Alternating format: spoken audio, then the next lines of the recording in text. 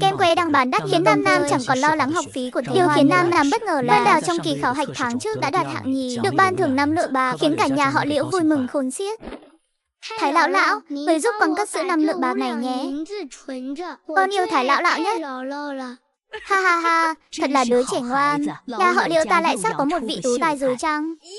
Kỳ vọng của bà cũng thấp quá rồi đó. Ít nhất cũng phải là một vị tiến sĩ chứ. Phải. Đỗ tiến sĩ, tốt nhất là Đỗ Trạng Nguyên. Học viện của Thế Hoa mỗi tháng cũng khảo hạch một lần. Lần này muội ấy về mang theo cả kết quả thi cử. Nam Nam và Thái lão lão cùng nhau môn nào cũng rất tốt, đều đạt hạng giáp.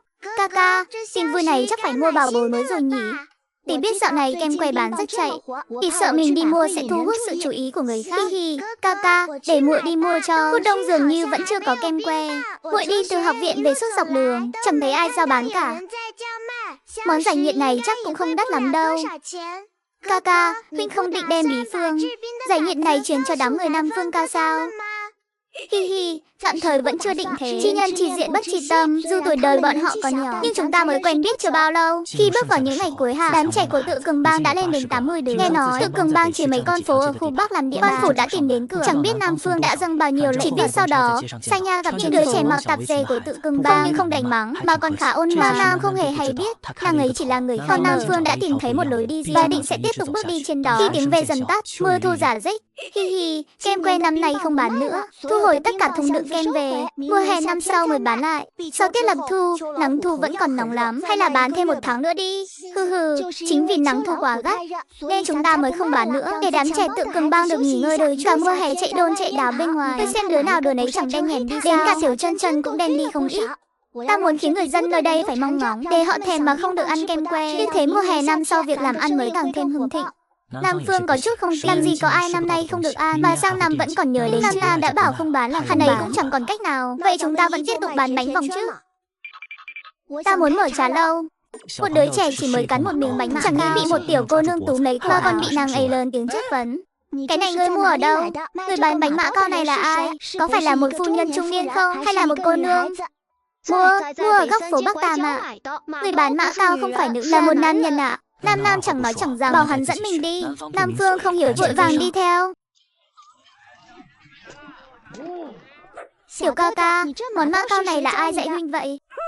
Bí phương gia truyền, tuyệt không truyền ra ngoài. Đây tuyệt đối không phải bí phương gia truyền của huynh. Đây là món ta đã dạy Lý Thẩm và tỷ muội Đinh ra làm. Huynh nói thật đi, rốt cuộc là ai dạy huynh? Vị công tử này xin chớ nóng giận. Món mã cao này của thực là do người khác dạy chúng tôi. Nói cho hắn biết làm gì? Bớt lời đi, Chúng ta chỉ nói cho hắn biết là học ở đâu thôi mà, chứ có phải nói cho hắn cách làm đâu. Ca, huynh nóng này quá rồi đó. Phải, huynh chỉ cần nói cho ta biết ai dạy là được. Ta không hỏi bí phương của các người, bí phương ta có loại chính tông nhất rồi. Ai thèm của các người chứ? Đây là do chúng tôi học được từ một phu nhân dắt theo đứa trẻ ở Bắc Quận dạy cho. Khi đó tôi cùng ca đi đánh cá, bên bờ sông gặp bà ấy ngất xỉu dưới đất. Đứa trẻ của bà ấy lo lắng khóc mãi. Chúng tôi liền đưa hai mẹ con họ về nhà mình nghỉ ngơi. Phu nhân đó ở nhờ nhà tôi 3 ngày. Bà ấy nói không có gì báo đáp nên dạy tôi và ca làm mã cao. Có phải bà ấy họ Lý không? Đứa trẻ đó có phải tên Tiểu Thạch Đầu không? Hiện giờ bọn họ đang ở đâu? Đứa trẻ của thực tên Thạch Đầu, nhưng phu nhân đó họ Đinh.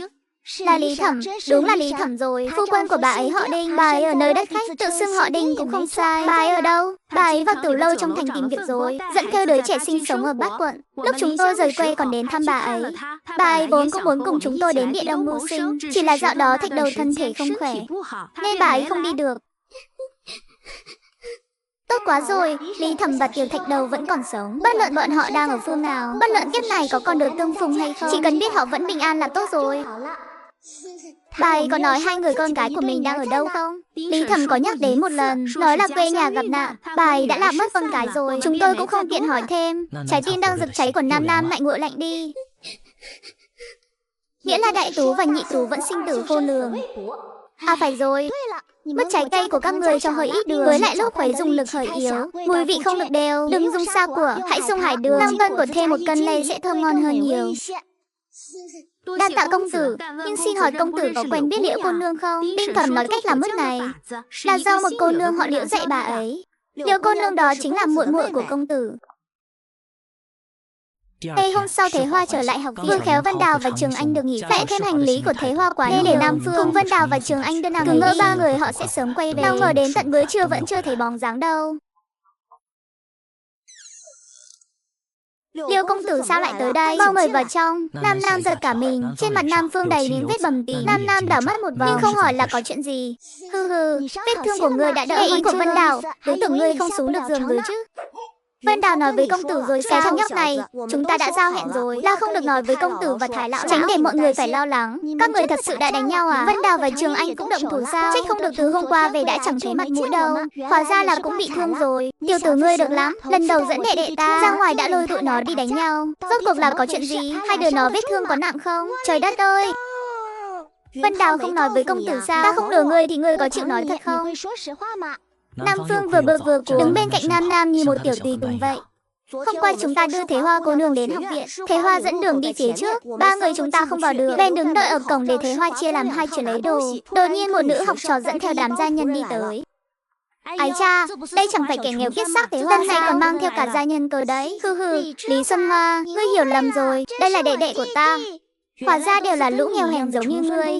Thứ hại đẳng thế này mà cũng dám tới đây. Cửa kia làm cái gì vậy? Còn không mau đuổi đi. Hai bà lão canh cổng nhìn nhau, nhưng không ai động đậy. Lại những người đến nữ hiệu địa đồng chúng ta đúng là làm ông ấy thanh danh học viện. Giờ còn dám dẫn theo đám tiểu tử vô lại không ra gì tới chứ. Cổng học viện chẳng sợ làm bẩn mắt các quê nữ trong thành sao? Thế Hoa tức giận, mắng nàng ấy thế nào cũng được, nhưng mắng đệ đệ nàng ấy nói cho sạch sẽ chút đi. Chẳng qua là kỳ khảo thí thi từ ta đứng đầu. Còn ngươi bị phu tử quở trách là rốt nát không thông sao? Ngươi đố kỵ ta thì cứ nói thẳng ra, còn dám mắng đệ đệ ta quyết không nương tay đâu.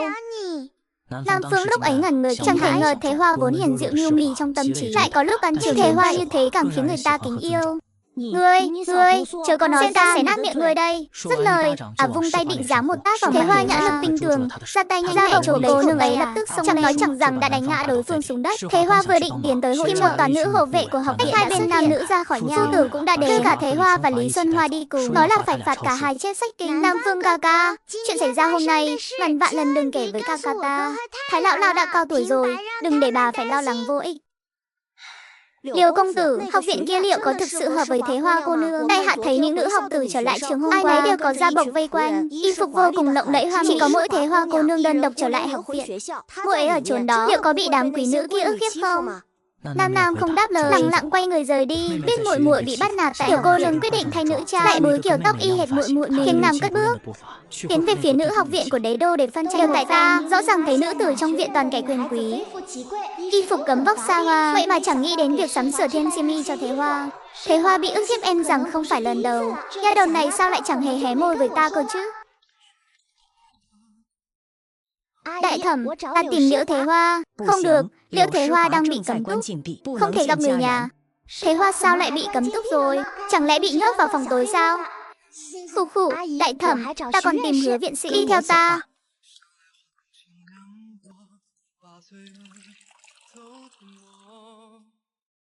Ngươi nghe tin Thế Hoa bị cấm túc nên đến thăm sao? Sự tình đầu đuôi ta đã nghe qua rồi, chuyện này không thể trách muội muội ta, chỉ là tranh cãi giữa đồng môn mà thôi. Dẫu không trách nàng ấy, nhưng nàng ấy đã giữ nghiêm quy tắc, không thể không phải. Vậy còn Lý Xuân Hoa cũng đang bị cấm túc sao? Hay vì thân phận đặc thù mà được miễn hình phạt? Hề, hắn đương nhiên cũng đang bị phạt chết kinh. Liễu cô nương nếu không tin, ta có thể dẫn người đi xem. Nữ học viện đế đô ta lập ra đã hơn 30 năm. Tại đây chưa bao giờ có chuyện quyền quý ức hiếp người. Mỗi môn sinh trong viện đều bình đẳng như nhau. Liễu cô nương cứ việc hỏi Thế Hoa, suốt thời gian ở đây có vị phu tử nào vì thân thế nàng ấy mà có định kiến hay không? Hứa viện sĩ, là ta đã lỡ lời rồi, thật xin lỗi. Hứa viện sĩ biết Nam Nam chắc chắn chưa phục, bèn dẫn nàng tới phòng cấm. Nơi này khác hẳn với mật thất tối tăm mà Nam Nam từng. Thế Hoa đang điềm tĩnh chép sách, lại nhìn gian phòng bên cạnh, một nữ tử cũng đang cặm cụi chép sách. Giờ thì tin rồi chứ, môn sinh đang bị cấm túc không được gặp người thân. Nếu muốn gặp, 3 ngày sau hãy quay lại. Khụ, là ta lòng dạ tiểu nhân rồi, đã thấy Thế Hoa vẫn ổn, ta không làm phiền nữa. Đa tạ Hứa viện sĩ. Liễu tỷ tỷ phải chăng đang lo lắng cho Thế Hoa? Lý Xuân Hoa kia xưa này vốn ngang ngược, đã ẩu đả với không ít người rồi. Lần này gây hấn với Thế Hoa nên bị phạt 5 ngày. Còn Thế Hoa chỉ bị phạt 4 ngày thôi. Thế Hoa ở trường thế nào? Muội ấy có vui không? Rất vui vẻ mà. Nàng ấy suốt ngày tươi cười, chưa từng thấy nàng ấy đỏ mặt gay gắt với ai. Chỉ là đôi khi lũ người Lý Xuân Hoa nói lời chói tai, nàng ấy cũng coi như gió thoảng bên tai. Nàng ấy dụng công học tập lắm. Chỉ là cầm kỳ thi họa bắt đầu hơi muộn. Lúc đầu thường xếp cuối bảng, nhưng nay đã đạt mức trung đẳng rồi. Riêng khoản thi cử ca phú, Thế Hoa luôn đứng đầu. Các vị phu tử đều rất quý mến nàng ấy. Phải rồi, Liễu tỷ tỷ có mang bánh vòng tới không? Ôi, Thế Hoa ở cùng như đứa trẻ thế này mới tốt. Chẳng cần phải mọi bề cẩn trọng dè chừng. Nhưng Thế Hoa liệu có thực sự vui vẻ hay không? Cô bé cũng chẳng nhìn ra được. Thật ngại quá, hôm nay ta đi vội nên không mang theo. Lần tới Thế Hoa về nhà, ta nhất định sẽ bảo muội ấy mang vài chục cái tới. Tuyệt quá, Liễu tỷ, muội phải vào học rồi. Tỷ định ngồi đây một lát hay là về nhà? Ta về trước đây, đi cùng nhé. Ít ngày sau, Nam đã vẽ xong bản đối thiết. Cô nương gọi Nam Phương cùng bàn chuyện tu sửa. Thái lão thấy Nam Phương mặt đầy vết thương thì giật mình. Nam Phương tiểu tử, vết thương trên mặt ngươi là thế nào vậy? Hi, vô tình gặp lại đám bằng hữu hành khắc tuổi trước. Họ đấu kỵ thế này còn phát đạt, nên tranh cãi rồi động thủ. Chút thương tích này có đáng gì đâu. Trước khi gặp Liễu công tử, con thường xuyên bị ăn đòn mà. Mất cái 1 tháng đã trôi qua. Việc bài trí trà lâu đã hoàn tất. Nam cùng Thế Hoa trò chuyện suốt đêm, cảm nhận ở học viện và dự định tương lai. Thế Hoa với một dáng chín chắn vượt xa lứa tuổi, đã lặng lẽ trưởng thành rồi. Ha, tỷ, lúc mới vào trường, muội của thực thấy ông trời bất công. Tờ giấy tuyên muội năng nhiều chẳng nỡ dùng, đám đồng môn khác lại tùy ý xé bỏ. Từ sợ hãi ban đầu, muội dần trở nên thản nhiên. Muội đến học viện là để tầm sư học đạo, chứ không phải đến để tranh cãi hay so bì với đám quý nữ kia. Đợi đến khi muội học được bản lĩnh thực sự, muội sẽ trở thành chỗ dựa cho cả gia đình mình. Muội thực lòng nghĩ vậy sao? Chứ không phải đang cưỡng ép bản thân đấy chứ. Tỷ, trước đây muội vẫn còn mơ hồ, nhưng sau khi bị phạt cấm túc, muội đã thông suốt rồi. Thế gian này người chia làm 5-7 loại. Trước kia chúng ta là tầng lớp bình dân hạ đẳng. Nay muội có phúc phần bước chân vào thế giới của kẻ thượng đẳng, lại còn được học cách làm sao để trở thành một người thượng đẳng thực thụ. Muội nên trân quý cơ hội này, chứ không phải vì chút lòng tự trọng thấp kém, mà để bản thân sống một đời tầm thường vô vị. Trời đất ơi! Đây thực sự là muội ta. Thế Hoa không phải bị ai nghiệp sát rồi chứ? Mới có bao lâu đâu, sao muội ấy lại lột xác hoàn toàn như vậy? Tháng đầu khai trương, đúng lúc Thế Hoa cũng gặp Nam Phương và Nam, mất dòng dã hơn 1 canh giờ mới tính xong sổ sách. Ha, ca không truyền thụ cách để ông ghi chép sổ sách cho Nam Phương. Ca sao? Cách ghi chép này tệ quá đi mất. Đây là chướng phòng tiên sinh mà ta đặc biệt mời về đó. Liễu công tử cũng công nhận năng lực của ông ấy. Sổ sách này vẫn còn lộn xộn sao? Hay vị còn có phương pháp ghi chép khác sao? Không phải ta không muốn nói cho người biết, trước đây ở huyện Phụ Dương bé nhỏ, ghi chép thế nào cũng chẳng sao. Nhưng đây là đế đô, chỉ cần một chút gì mới mẻ, cũng có thể làm dấy lên đủ loại đồn đoán. Nếu chúng ta dùng phương pháp ghi chép tân thời này, chắc chắn chẳng mấy chốc sẽ có người hay biết. Khi đó nếu quan phủ công nhận thì tốt, nhỡ đâu họ cho rằng ta muốn gian lận trốn thuế, thì lại rước họa vào thân. Nghe vậy Nam Phương càng thêm hiếu kỳ. Rốt cuộc là phương pháp ghi chép mà có thể khiến quan phủ phải để mắt tới. Liễu công tử có thể dạy ta không? Dẫu không dùng ở trà lâu, thì học được thêm một bản lĩnh mới cũng là điều tốt mà. Hi, vậy thì để Thế Hoa tiểu phu tử dạy cho người. Muội ấy trước đây vốn là kế toán riêng của ta đấy. Nam Phương ta, nếu huynh không chê muội vụng về, thì muội sẽ chỉ dạy cho huynh. Thế Hoa cô nương thông tuệ thế này, chớ có chê đại hạ chậm hiểu là được rồi. Chỉ trong một ngày ngắn ngủi, dẫu Nam Phương có là thiên tài, cũng không thể nào học được các con số ấy. Thế Hoa bèn dạy hắn cách đè bảng trước, rồi viết ra 9 chữ số, bảo hắn mang về rèn chữ. Đợi lần sau quay lại sẽ dạy cách dùng những con số này. Hi, Nam Phương ca, nếu huynh có chỗ nào thì cứ đợi lúc ca ta tâm tình tốt mà hỏi. Còn nếu huynh ấy tâm tình không tốt, huynh mà hỏi là sẽ bị mắng đấy. Tiểu cô nương chỉ là dạy đệ chữ số à? Vậy mà bị phu tử của trách là vẽ bổ chỉ dọa Vân Đào phát khóc, mà còn gọi cả Nam đến học đường nói chuyện. Tiểu tử thối này, Vân Đào nói những ký tự kỳ quái này là do cháu dạy. Cháu có thể giải thích vì sao lại tính nhanh, lại chuẩn xác như thế không? Ta muốn xem có thể truyền dạy cho môn sinh chăng? Trời đất ơi! Ta vốn chỉ là hạng tiểu nhân vật vô danh, nếu đem những chữ số ảo dập này làm giáo trình dạy cho môn sinh, ắt hẳn phải xuất bản thành sách. Vạn nhất tác giả lại ghi tên của mình, thì những ngày tháng yên ổn kiếm tiền sau này, em là phải kết thúc tại đây. Hi, không giấu gì Lý viện trưởng. Phương pháp số giản lược này không phải do cháu nghĩ ra, mà là do một vị tiền bối viết ra. Chính người ấy dạy cho 3 tỷ đệ chúng cháu. Nếu muốn soạn thành giáo trình, em rằng phải thỉnh giáo ý kiến của người. Dám hỏi là vị trưởng bối nào? Hiện có ở đế đô chăng? Lão Hủ thật lòng muốn đến bái phỏng. Có bậc đại tài như vậy mà Lão Hủ lại không biết. Thật là thất kính, quá đối thất kính. Bình thường đều do Vương Thúc gánh vác thay ta, nhưng lần này không thể nói bừa. Vạn nhất ra sách thật, thì Lý cử nhân sẽ thường xuyên tới hỏi han, hỏi nhiều ắt sẽ lộ sơ hở thôi. Em... Phải rồi, sao ta lại quên mất từ viện sĩ nhỉ? Của thực không ai hợp lý hơn vị ấy cả. Chẳng giấu gì Lý viện trưởng, là từ viện sĩ của nữ học đường nơi nghe nói vì giáo trình vẫn đang trong giai đoạn tinh chỉnh, nên chưa công khai, chỉ truyền cho vài môn sinh tâm đắc mà thôi. Và muội cháu may mắn là một trong số đó. Hay là thế này, ngày mai cháu sẽ đi hỏi, ngày kia sẽ có câu trả lời cho ngài, có được không? Hóa ra là từ viện sĩ sao? Nữ học đường lão hủ không tiện vào, vậy đành phiền Liễu công tử đi một chuyến vậy. Nam Nam vừa về nhà đã thay sang bộ nữ phục, tranh thủ lúc tan học chiều đến nữ học đường Đế Đô.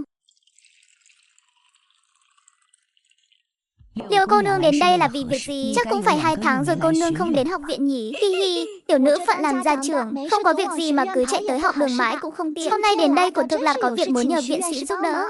Nam Nam đặt bút viết số 10 chữ số trong ánh mắt kinh ngạc của từ viện sĩ, cô đã giảng giải chi tiết về cách dùng của 10 con số này. Từ viện sĩ vốn là bậc thầy giáo nhanh đã thông suốt. Hi hi, Liễu cô nương hôm nay tìm ta chỉ để nói cho ta biết về những con số giản lược này sao? Chẳng giấu gì viện sĩ, thực ra là tiểu nữ có việc cầu xin. Nam Nam nói năng vô khi nàng thuật lại phát hiện và thỉnh cầu của Lý cử nhân.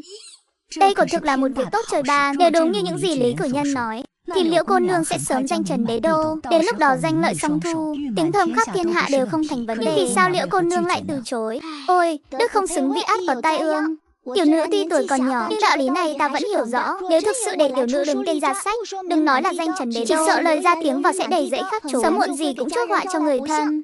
Đại công đức như thế này, tự nhiên phải do bậc đại tài như viện sĩ đây hoàn thành mới phải. Tiểu nữ chỉ là có chút thông minh vặt, ban đầu vì muốn ghi chép sổ sách nên mới nghĩ ra mấy con số giản đơn này thôi. Hành chi Liễu cô nương lại được tần vương ưu ái, quả nhiên là bậc đại trí tuệ. Ha ha ha, cô nương tặng ta một đại lễ, nếu ta còn khước từ, chỉ sợ làm ông ấy danh tiếng viện sĩ của ta. Vậy cứ để ta đứng tên soạn giáo trình, để nữ học đường Đế Đô đứng ra quảng bá phép ký số này. Từ viện sĩ sai người gọi Thế Hoa đến. Thế Hoa vừa thấy Nam Nam, trong lòng vui mừng. Từ viện sĩ liền tại chỗ khảo hạch toán học của Nam Nam, bảo muội ấy đừng trực tiếp dùng chữ số giản lược mà đề thi mà người khác mất một canh giờ chưa chắc hoàn thành. Thế Hoa chưa đầy nửa canh giờ đã giải xong. Từ viện sĩ càng thêm kích động. Nam Nam nói còn có các công thức toán học, liền giữ Nam Nam lại học viện để nàng ta viết ra hết những gì mình biết. Phu, xong rồi, những gì tiểu nữ biết về toán thuật đều ở đây, để lâu em là sẽ quên mất. Có thể để Thế Hoa chép lại một bản. Kiến thức này nếu soạn thành giáo trình, tiểu nữ kiến nghị nên chia thành 6 năm để học. Lý Thiên Sư đời Đường, toán thuật tinh 6, quỷ thần khó đoán. Người đời xưng là thiên toán, không chỉ tính thấu mọi việc thế gian, đến cả vận thế tương lai cũng có thể suy đoán được. Hôm nay xem bản thảo của Liễu cô nương, lại phát hiện có những điểm tương đồng với lý luận của Lý Thiên Sư, chỉ là của nàng còn tinh giản hơn, phổ thông dễ hiểu hơn, cũng dễ chứng thực và học tập hơn. Lúc trước Liễu cô nương nói vì để tiện ghi chép sổ sách nên mới biên tạo ra phép ký số giản tiện này. Vậy Liễu cô nương có thể giải thích vì sao? Đến cả bản viện sĩ đây cũng không an tưởng toán thuật, mà những lý luận có thể so bì với bản thảo của Lý Thiên Sư lại được một tiểu cô nương 10 tuổi như cô nương viết ra. Nam Nam lập tức toát mồ hôi, chỉ muốn một hơi viết hết kiến thức toán học mình biết, mà không nghĩ đến việc những kiến thức thâm sâu này vốn không phải tâm tuổi này có thể thấu. Nam Nam ngập ngừng hồi lâu, trong mắt tràn đầy vẻ sợ hãi và lo, nhưng chẳng thể nói nên lời. Ôi, dẫu sao cũng chỉ là một tiểu cô, không thể ép quá mức được. Dưới sự vấn danh của Lý cử nhân, nghĩ đến mình đầu tiên, sau đó lại đem tất cả ra bày, đủ thấy mình là người cô bé tin cậy. Ha ha ha, sớm nghe danh Liễu tú tài có đại tài. Khi Tần Vương chống dịch tại huyện Trúc Kiều, không ít chủ kiến đều là do Liễu tú tài sinh thời dạy bảo cô nương. Chẳng lẽ môn toán thuật này cũng là do người truyền thụ? Phải ạ. Tiểu nữ thức trắng cả đêm, đầu óc có chút không minh mẫn. Đây chính là những gì phụ thân dạy tiểu nữ lúc còn sống. Bản thảo người viết còn nhiều hơn thế này cơ, có mấy dương lớn, nhưng tiếc là đều chôn theo người. Tiểu nữ bình thường chỉ nhớ được bấy nhiêu. Hi hi, đã như vậy thì giáo trình này cũng nên ghi danh Liễu tiên sinh mới phải. Hi hi, không cần, thật hoàn toàn không cần thiết. Phụ thân tiểu nữ sinh thời không muốn công khai những thứ này, chính là không muốn bị hư danh làm lụy. Nay người đã cưới học về trời, tiểu nữ càng không thể làm trái ý nguyện của người, cố ép cái danh ấy cho người. Viện sĩ cứ yên tâm, chuyện ngày hôm nay, bản thảo cùng nội dung trên đó, tiểu nữ xin chỉ thiên lập thể, tuyệt không tiết lộ nửa lời với bất kỳ ai. Giáo trình này là do nữ học đường Đế Đô quảng bá, chữ số giản lược là do từ viện sĩ phát minh. Trên giáo trình này chỉ có thể có một cái tên, đó chính là ngài. Quả là một cô bé thông minh tuyệt đỉnh, có tài mà không bằng danh lợi, lại có thể hào phóng tặng người khác. Thử hỏi thiên hạ này có mấy ai làm được. Liễu cô nương có hứng thú đến Đế Đô nữ học đường ta học tập chăng? Ta có thể miễn toàn bộ học phí cho cô nương. Hiện nay trong nhà còn 2 đệ đệ đang tuổi học hành, việc kinh doanh nhỏ của tiểu nữ cũng vừa vào quỹ đạo, thực sự không thể dứt ra được, đành phải phụ lòng tốt của viện sĩ rồi. Đã vậy, thì từ sau tháng Giêng, học phí và sinh hoạt phí của Liễu Thế Hoa sẽ được miễn toàn bộ. Thế thì ngại quá, để người khác biết, lại bảo từ viện sĩ thiên vị mất. Hừ, tiểu nha đầu này rõ ràng vui đến mức sắp nhảy cẫng lên rồi, mà còn nói lời khách sáo với ta. Không sao, với cương vị phó viện sĩ, chút chuyện này ta có thể định đoạt. Sau này bất luận liệu Thế Hoa học ở đây bao nhiêu năm, đều không cần đóng một đồng học phí nào nữa. Hi hi, quả là một niềm vui bất ngờ. Sớm biết có lợi lộc lớn thế này, tiểu nữ đã sớm đem số chữ A giật này nói cho ngài rồi. Từ viện sĩ đem những gì học được về chữ số A chỉ giới thiệu với hoàng thượng, đã được ban thưởng 1000 lượng vàng, 5.000 lượng bạc. Việc này thực sự là nhờ phúc của Nam Nam, hoàng thượng ban thưởng nhiều như vậy nên bù đắp thêm cho cô bé chút đỉnh. Hi hi, nếu viện sĩ thực sự muốn bù đắp cho tiểu nữ, ngài cũng biết đấy, tiểu nữ xưa nay vốn rất thiếu thốn ngân lượng, số vàng hoàng thượng ban, ta đã nộp lại học để lo việc truyền bá toán thuật cơ bản, còn đây là kinh phí để soạn giáo trình, 5.000 lượng bạc này đều cho người cả. Ôi, nhiều quá rồi, không cần đâu, thật sự không cần đâu ạ. Vậy thì mỗi người một nửa, nhưng con số 2.000 năm nghe không lọt tai, chia cô nương 3.000, ta giữ 2.000. Hi hi, như vậy sao tiểu nữ dám nhận hay là tiểu nữ lấy 2.000 thôi? Từ viện sĩ nhìn Nam người đến nỗi mắt hít thành một đường, toàn thân toát lên vẻ hỉ khí dạng người. Yêu thích ngân lượng chẳng giống giả vờ chút nào, lấy ra 3.000 lượng ngân phiếu, hãy cất cho kỹ, sau này nếu ngươi còn nghĩ ra công thức toán học nào, lại đến tìm ta viết ra. Nam Nam kích động cất ngân phiếu đi, dáng vẻ vô cùng tươi tắn. Từ viện sĩ mỉm cười tiễn nàng ra khỏi. Nam Nam tung tăng nhảy múa rời đi. Đúng là một tiểu nha đầu thông minh tuyệt đỉnh, chỉ là lòng hơi tham tài chút thôi. Như vậy cũng tốt, người thông minh có nhược điểm mới khiến người khác yên tâm. Nam Nam không về nhà ngay mà đến Như Ý trả lâu tìm Nam Phương. Dưới ánh mắt mong chờ của hắn, nàng lấy ra 1.000 lượng. Hi hi, ngươi chẳng phải muốn mở phân điếm sao? Nay mở luôn đi, để chúng ta kiếm một mẻ lớn. Gần đây lại có thêm không ít huynh đệ tỉ muội gia nhập. Phòng ốc không được, ta vừa bỏ tiền thuê một đại trạch khác. Hiện tại trong tay không còn bao nhiêu tiền dư. Hừ hừ, hai ta hợp tác mà, đâu nhất thiết phải góp vốn bằng nhau. Nay ta có ngân lượng thì ta góp nhiều hơn. Sau này mở tiệm mới, huynh có tiền thì huynh lại góp nhiều hơn là được. Lúc mới gặp huynh đến một chữ cũng chẳng biết. Ta chẳng phải cũng đầu tư bao công sức vào huynh đó sao? Nay có chút ngân lượng, huynh lại trở nên chi ly thế à? Hi hi, là ta nghĩ nhiều quá rồi. Đa tạ Liễu công, ta nhất định sẽ lo liệu tiệm mới thật tốt, để hai ta cùng đại phát tài. Nam Nam dưới cái nhìn kinh ngạc của Nam lại từ trong ngực lấy ra thêm 1.000 lượng nữa. Nay người trong bang đông đúc, huynh không thể chỉ nhìn chăm chằm vào mỗi việc kinh doanh ăn uống, nên nào cũng có thể sinh lời. Tin nhiều rồi, hãy để huynh đệ ra ngoài xem nghề nào làm được, chúng ta đều nhúng tay vào. Dù sao chúng ta còn trẻ, chẳng sợ thất bại đâu. 1.000 lượng này coi như vốn ta đưa huynh, đừng sợ lỗ, coi như mua lấy kinh nghiệm. Cùng lắm thì ta lại đi nướng bánh, còn huynh lại đeo giỏ đi giao bán. Chúng ta làm lại từ đầu. Mắt Nam Phương hơi ướt, hắn ngẩn người nhìn ngân phiếu. Hừ hừ, ta phải về nhà một chuyến đây, phải giao hẹn trước. Dù huynh làm ngành nghề gì, cũng không được làm chuyện trái lương tâm. Việc lừa gạt dối trá tuyệt đối không được chạm vào. Còn nữa, chia lợi nhuận 5 năm, hãy nhớ cho kỹ. Tại Tân Trà quán khai trương, mỗi tháng thu về mấy trăm triệu. Chiêu ra mới cảm thấy thực sự đứng vững được ở đế đô. Nam Nam nhà đầu, đây chúng ta đã có 2 trà lâu rồi. Giờ cháu đi học vẫn chưa muộn đâu. Bên ngoài có bao nhiêu bạc chờ cháu đến lấy. Đi học chẳng phải quá lãng phí sao? Lúc nửa đêm, tiếng trẻ con khóc vang trước cổng viện của Nam Phương. Nam Phương và Tiểu Báo mở cửa xem, thấy một bé gái còn trong tạ lót bị bỏ lại trước cửa nhà mình. Tiểu Báo, chúng ta đến nhà Liễu công tử đi. Không để lại thông tin gì hữu ích sao? Dạ không, ngay cả một mảnh giấy hay tín vật cũng chẳng có. Chào ơi, các huynh tính thế nào? Gửi vào giữa xanh đường hay tự mình nuôi lấy? Tự Cường Bang toàn một đám trẻ ngốc phụng về, em rằng để các người chăm đứa bé này cũng chăm không nổi đâu. Nam Nam vốn không muốn thu nhận, thấy lão tuổi đã một đứa trẻ em rằng sẽ khiến người lao lực mà sinh. Nàng và Nam Phương vẫn còn là trẻ con, biết chăm sóc trẻ sơ sinh thế nào được. Nam ca ca, dưỡng xanh đường là do quan phủ lập ra phải không? Bên trong đó như thế nào? Hừ, có huynh đệ từng vào đó tìm người thân. Nói thật, ở trong đó còn chẳng bằng đi làm khất cái. Đứa trẻ sau sinh như thế này, nếu có người không con không cái nhận nuôi thì còn tốt. Bằng không, sau một thời gian không ai nhận, tỷ lệ chết yểu là rất lớn. Dẫu có may mắn lớn khôn, sau này cũng chỉ mang thân phận làm nô tỳ. Tại sao lại như vậy? Quan phủ thu nhận chẳng lẽ không tìm người chăm sóc sao? Nhốt vào trong một cái lồng, hay cho ăn 3 bữa nước chảo loãng. 3 đến 5 ngày mới thay tã một lần. Ca, huynh ấy nói thật chứ? Nam Nam lườm hắn một cái, lại chẳng nỡ trách mắng. Quay sang nhìn Nam Phương, này, các ngươi định liệu thế nào? Phải nghĩ kỹ rồi hãy nói. Nếu Tự Cường Bang thu nhận bé gái này, tin hay không, sau này cứ dăm ba bữa lại có người đem trẻ bỏ rơi đặt trước cửa nhà các chúng ta chẳng có người rảnh rỗi để chăm trẻ nhỏ đâu. Biết ăn biết uống dễ nuôi, đến đây mà chưa làm được việc cũng không sao. Nhiều huynh đệ thế này, cố gắng một chút nuôi thêm một miệng ăn không thành vấn đề. Nuôi 2 năm cho nó học hỏi rồi cũng sẽ làm được việc thôi. Và lại, huynh có chắc đứa bé này ở Tự Cường Bang sẽ tốt hơn ở dưỡng xanh đường không? Đây không phải là chuyện phát hiện sớm nhất mà là vấn đề trách nhiệm. Nếu đã thu nhận nó, chúng ta phải chịu trách nhiệm với sinh mạng và sự trưởng thành của nó. Huynh làm đại ca thì được, chứ làm cha làm mẹ thì có được không? Dù sao đi nữa, chắc chắn sẽ tốt hơn dưỡng xanh đường. Chúng ta tuyệt đối không nhốt nó vào lồng đâu.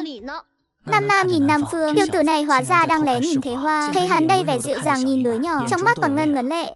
Ha ha ha, dù không làm cha làm mẹ, thì có ca ca và tỷ tỷ cũng đủ để nó bình an lớn lên rồi. Các người đúng là tinh thần trách nhiệm cao thật đấy. Quan phủ triều đình còn chẳng thèm qua, các người lại đứng ra gánh vác. Được rồi, Nam Phương đã muốn nuôi thì cùng nhau nuôi. Con bớt nói nhảm đi, mau nghĩ cách giúp đi. Bình thường cái đầu con nhanh nhẹn nhất, sao hôm nay lại trở nên sắt đá vậy? Trời đất ơi! Con đâu có sắt đá, chỉ là muốn họ nhìn rõ sự thật thôi. Việc này không phải chỉ cần nhiệt huyết nhất thời là xong, phải có dự tính lâu dài, sắp xếp chu toàn. Vậy con nói xem sắp xếp thế nào?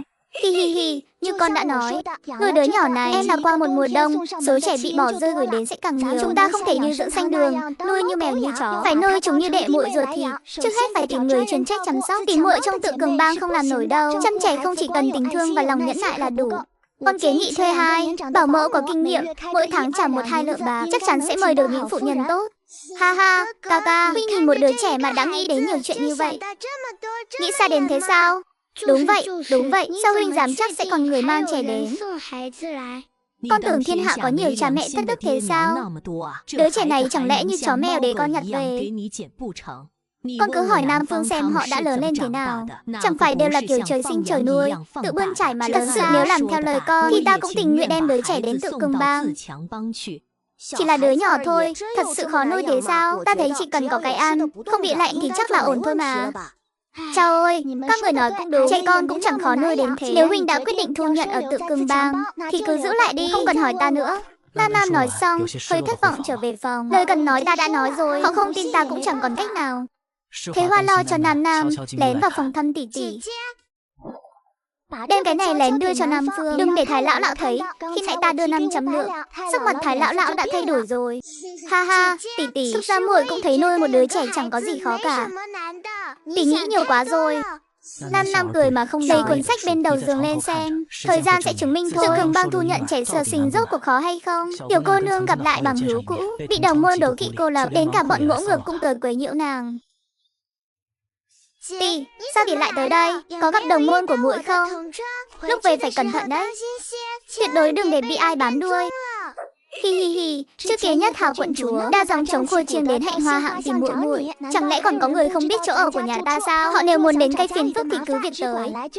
Tỷ còn sợ sao? Ngược lại là muội, có chịu ủy khuất gì không?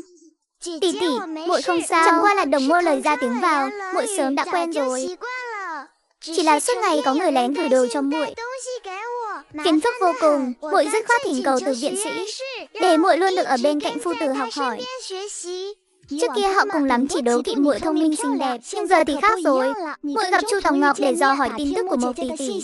Đám nữ tử đó sao có thể dễ dàng bỏ qua cho muội? Chỉ cần muội cắn răng nói không quen biết, thời gian trôi qua, tự nhiên họ sẽ tin thôi.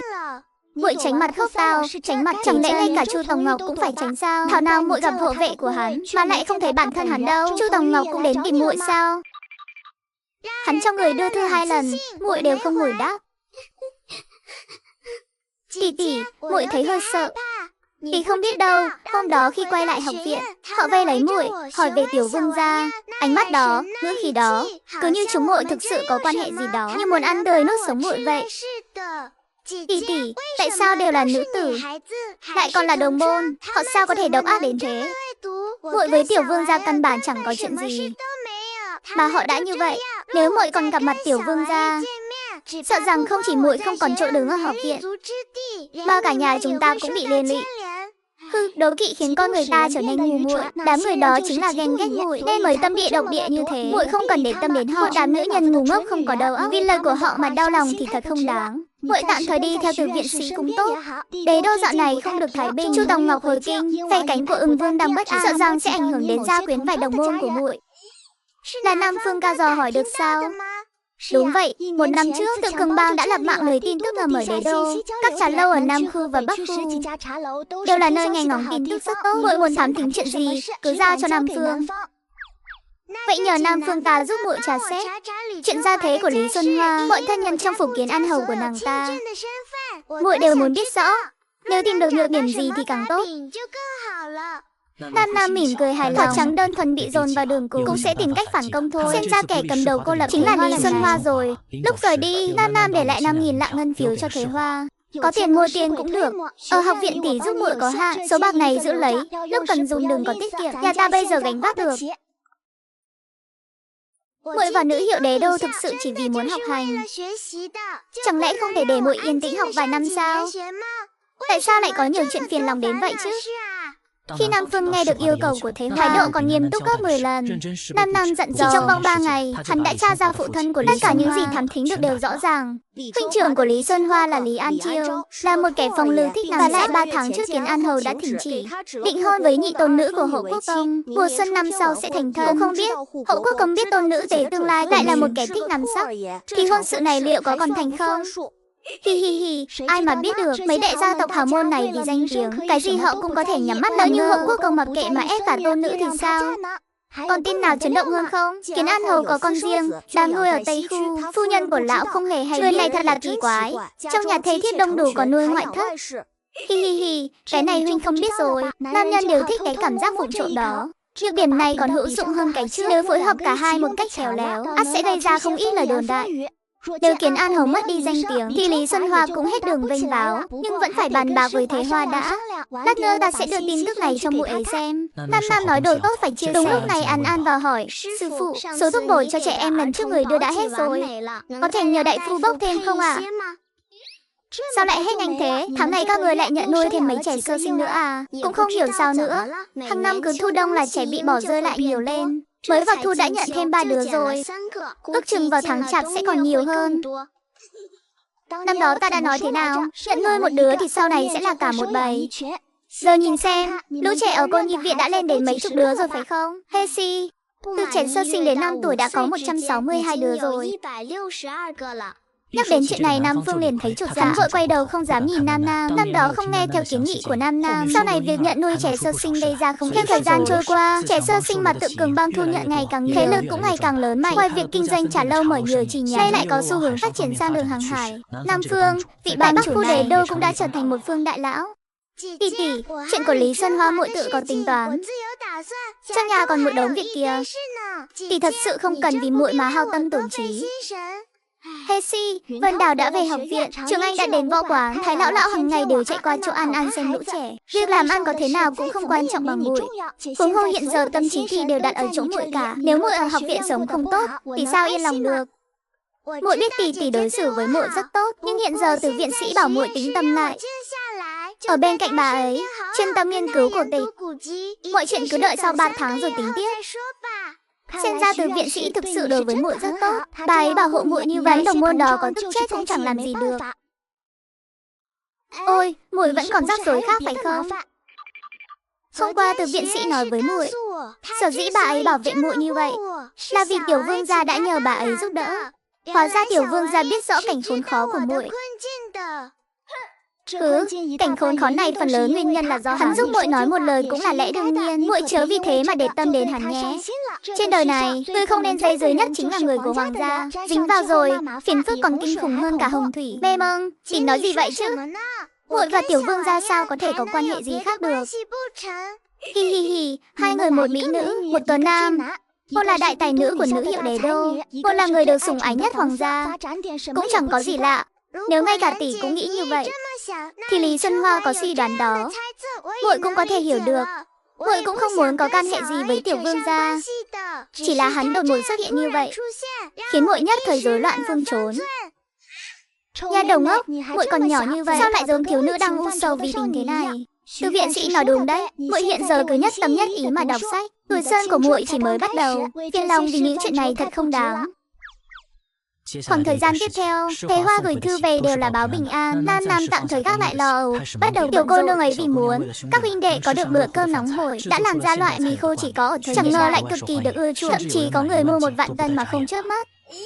Hương gia từ Hà Tây sao? Hà Tây không phải là vùng biên thì mấy năm nay thường có chiến sự, bách tính đều di cư vào nội địa. Hắn định mua một lúc nhiều thế liệu có bán hết không? Cái này không đến lượt chúng ta lo đâu, chúng ta chỉ cần giao hàng và thu tiền là được. Đúng rồi, hắn sẽ trả trước một nửa tiền đặt cọc và lộ phí. Ta cũng không cần lo hàng đến nơi mà hắn không nhận. Đại thương gia này tuyệt đối có giao dịch với quân đội. Ta đoán với láng giềng cũng có luôn. Nếu không hắn bán 1 vạn cân mì khô cho ai?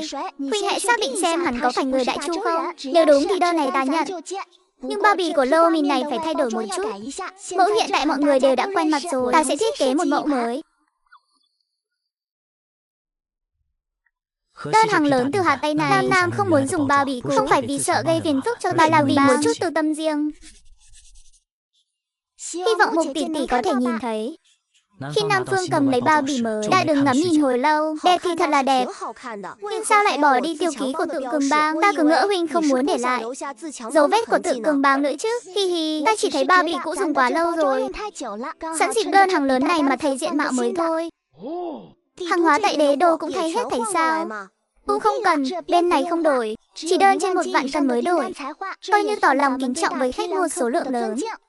Ha ha, ra là thế. Chỉ lý, ta đi lo việc ấn chế đây. Nam Phương hớn hở rời đi. 1 vạn cân mì sợi khô này đủ kiếm tiền cho bọn trẻ qua mùa đông. Lúc rời khỏi Đế Đô, Nam đích thân tiễn ra tận cổng thành. Nhìn từng xem mì sợi kia, cảm giác như chính mình đang đi tìm một tỷ tỷ vậy. Trong lòng khôn nguôi kỳ vọng và sầu muộn. Mô tỷ tỷ nhất định phải bình an vô sự đó. Liễu Phong ca, huynh có tâm sự gì sao? Cả tháng nay huynh ăn không ngon ngủ không yên. Lúc ra ngoài cũng tinh thần uể oải. Huynh bị làm sao vậy? Muội thật là tinh ý, ta không sao, chỉ là trời lạnh nên thân thể bất an. Thu Nhi thấy Nam không muốn nói nên chẳng hỏi thêm.